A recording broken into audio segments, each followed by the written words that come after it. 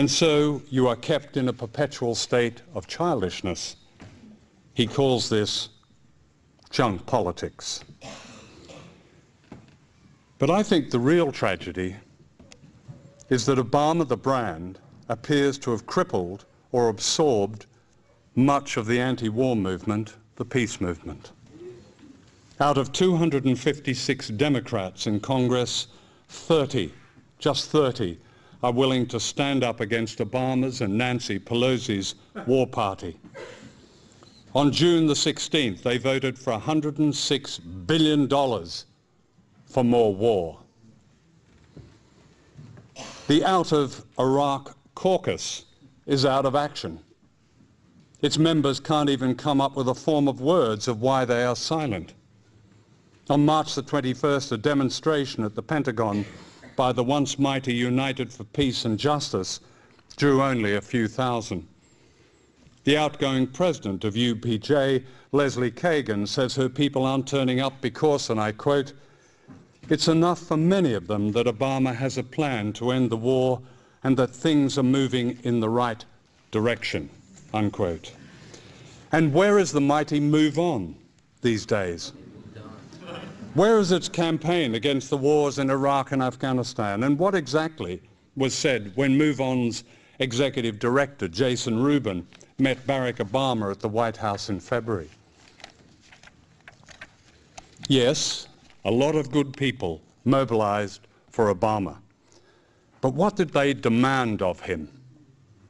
Working to elect a Democratic presidential candidate may seem like activism, but it isn't.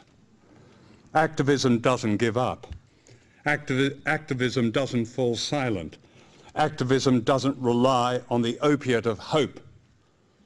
Woody Allen once said, "I felt a lot better when I gave up hope."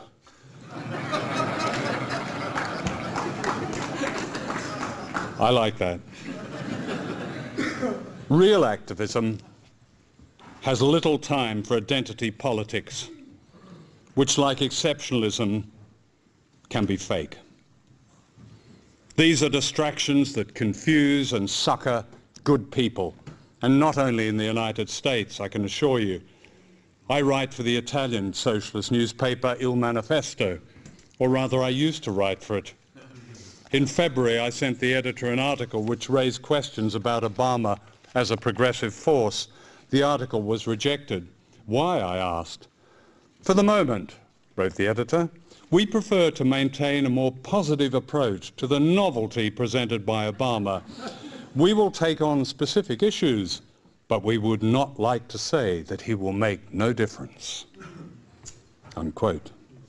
In other words, an American president drafted to promote the most rapacious system in history is ordained and depoliticized by important sections of the left. It's a remarkable situation. Remarkable because those on the so-called radical left have never been more aware, more conscious of the iniquities of power. The Green Movement, for example, has raised the consciousness of millions so that almost every child knows something about global warming, and yet there seems to be a resistance within the Green Movement to the notion of power as a military force, a military project. And perhaps similar observations can also be made about sections of the feminist movement and the gay movement, and certainly the union movement. One of my favorite quotations is from Milan Kundera. "The struggle of people against power is the struggle of memory against forgetting." We should never forget that the primary goal of great power is to distract and limit our natural desire for social justice and equity and real democracy. Long ago, Edward Bernays' invisible government of propaganda elevated big business from its unpopular status as a kind of mafia to that of a patriotic driving force. The American way of life began as an advertising slogan. The modern image of Santa Claus was an invention of Coca-Cola. Today we are presented with an extraordinary opportunity. Thanks to the crash of Wall Street and the revelation for many ordinary people that the free market has nothing to do with freedom. The opportunity within our grasp is to recognize that something is stirring in America that is unfamiliar, perhaps, to many of us on the left, but is related to a great popular movement that's growing all over the world. Look down at Latin America. Less than 20 years ago, there was the usual despair, the usual divisions of poverty and freedom, the usual thugs in uniforms running unspeakable regimes. Today, for the first time, perhaps in 500 years, there's a people's movement based on the revival of indigenous cultures and language, a genuine populism.